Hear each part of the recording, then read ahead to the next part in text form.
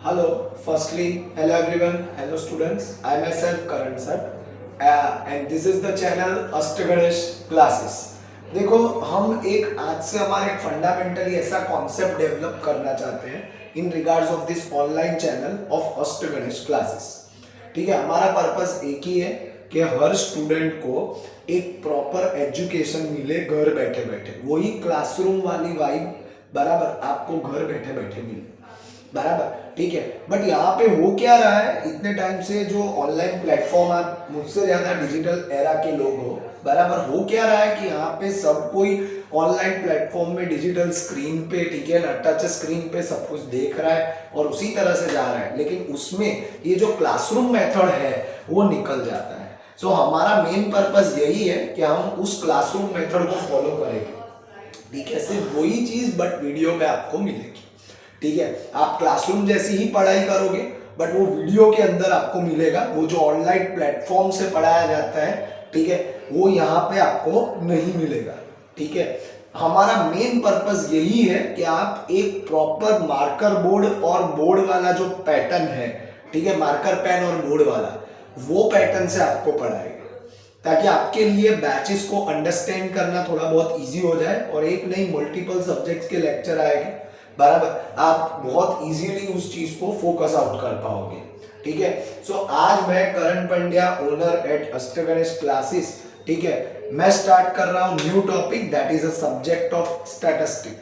अब ये जो स्टैटिस्टिक का सब्जेक्ट है वो हमारा 11th कॉमर्स का मैं स्टार्ट कर रहा हूं बराबर। ठीक है, सो उसके अंदर क्या क्या प्रायोरिटीज रहेगी वो आपको समझना है। देखो, स्टैट्स शुरू करते हैं ना तो पहला चैप्टर आता है मीन, फिर आता है मीडियन, फिर आता है mode, measures of central tendency, एक वर्ड में बराबर, मीन मीडियन मोड, और उसके बाद आता है रेंज, क्वार्टाइल, डिसाइल, परसेंटाइल वगैरह वगैरह, quartile deviation, mean deviation, end of course the SD and the concept of CV बराबर, कोएफिशिएंट ऑफ वेरिएशन। तो ऐसे काफी टॉपिक्स है स्टैटिस्टिक के अंदर जो डिस्कस आउट करेंगे।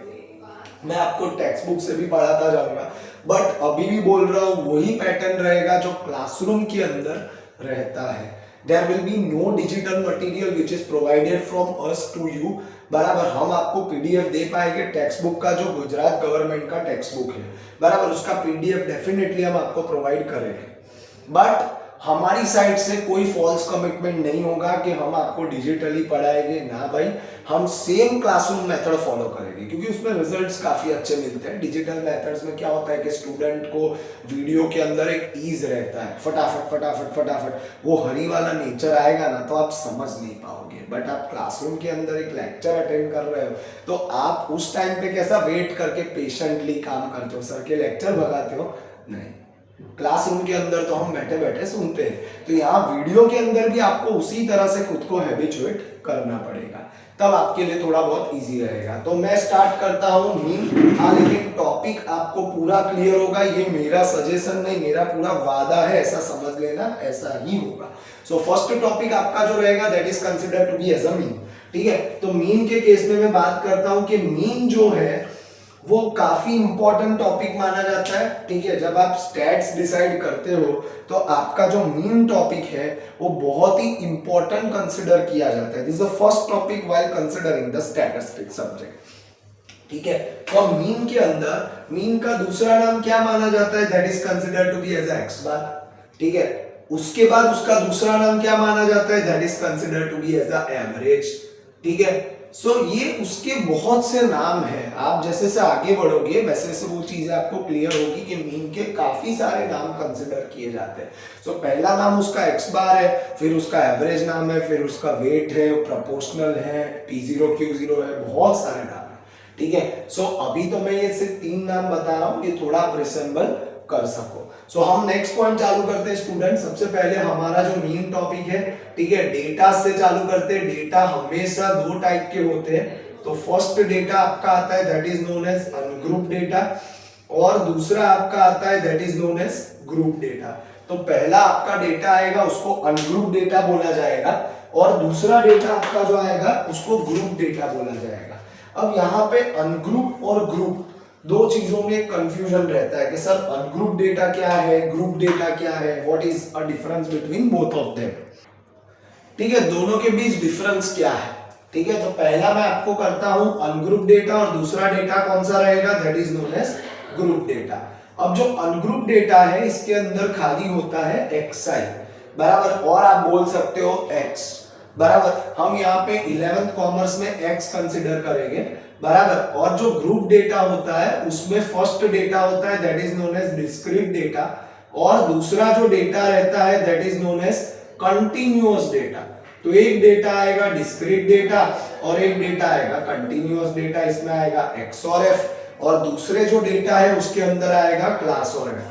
तो कंटिन्यूअस डेटा में आएगा क्लास और f। तो डिस्क्रीट डेटा के केस में हम लोग कंसीडर करेंगे x और f, और कंटिन्यूअस डेटा के केस में हम लोग कंसीडर करेंगे क्लास और f। तो ये दो चीजें हमें कंसीडर करके चलना है। अब यहाँ पे नेक्स्ट पॉइंट हम पुट अप करते हैं कि एक अनग्रुप डेटा, एक group data, discrete data, continuous data, ये सारे इंफॉर्मेशन हमारे पास अवेलेबल है। अब इसके अंदर दो मेथड फर्स्ट आएंगी। फर्स्ट मेथड जो होगी that is known as direct method. ठीक है, तो मैं पहले डायरेक्ट मेथड के ऊपर डिस्कस कर रहा हूं।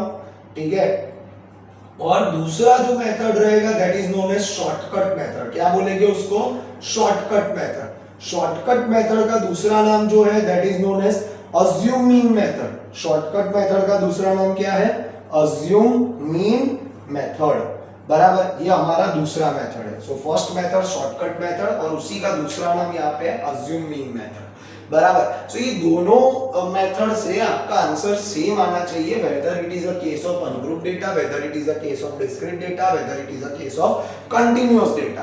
आप अगर चेक करते हो तो ये दोनों मेथड से आपके सारे आंसर सेम आने चाहिए। जब आपके सारे आंसर सेम आएंगे तो मैं बोल सकता हूं कि वो सम एकदम परफेक्ट होगा बराबर, कि जिसके अंदर आप जो है डिटरमाइन कर पाएंगे हर चीजें परफेक्ट मैनर में। ओके, तो I am rubbing the board और हम सम चालू करते हैं अब डायरेक्ट। ठीक है, ताकि आप हर चीज को एक मेस्मराइज वे में आगे ले जा सको। तो हम मीन का टॉपिक चालू करेंगे सबसे पहले बराबर।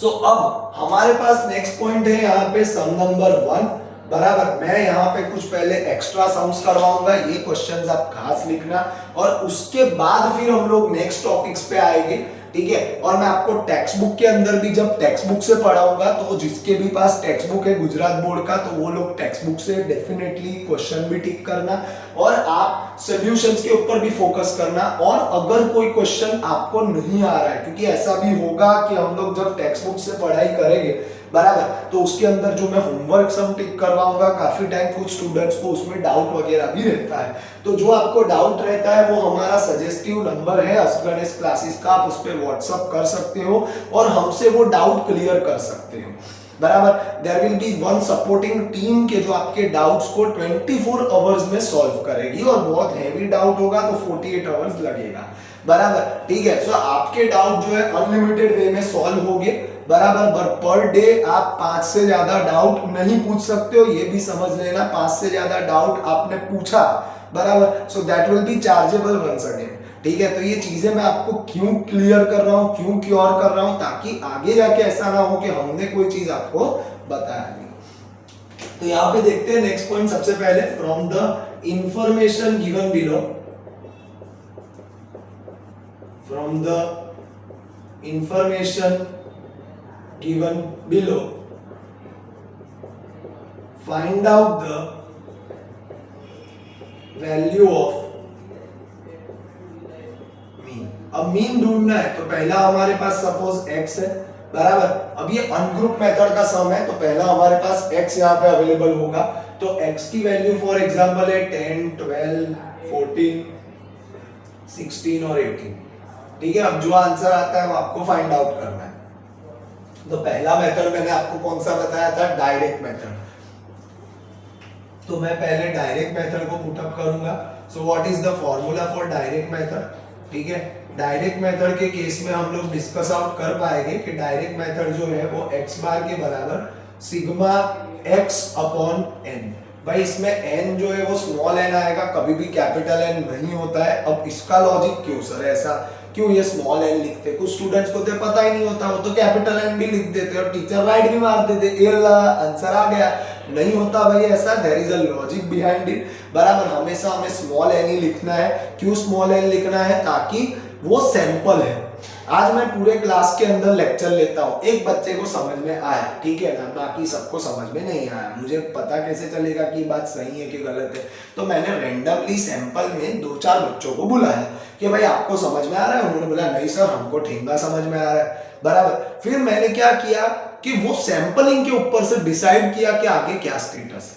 देखो डेटा कोई भी होता है, लेकिन सैंपलिंग से पता चलता है कि सभी का माइंडसेट क्या है। और फिर आप पॉपुलेशन के फॉर्मेट में वो डायरेक्ट पूछोगे, सबको एक साथ पूछोगे, तो हो सकता है कि आपको सही आंसर नहीं मिलेगा, बराबर। ये सैंपलिंग का फॉर्मेट है, इसमें रैंडम सैंपल वे में हम डेटा फाइंड करते हैं, बराबर। और रैंडमली हम डिसाइड कर रहे हैं कि हाँ भाई ये डेटा है, ये इंफॉर्मेशन है, ठीक है, in regards of the students. So ये कोई भी इंफॉर्मेशन है बट ये लिमिटेड है, तो इसको क्या बोलेंगे? सैंपल बोलेंगे सर। क्या बोलेंगे?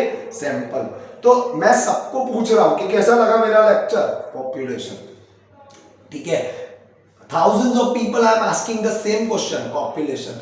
4-5 लोगों को पूछ रहा हूं, 10 लोगों को पूछ रहा हूं, क्या बोलेंगे उसको? सैंपल बोलेंगे, बराबर। तो सैंपल मतलब स्मॉल एन होगा और पॉपुलेशन मतलब कैपिटल एन होगा। Again I am telling to you people, sample मतलब स्मॉल एन होगा, पॉपुलेशन मतलब कैपिटल एन होगा।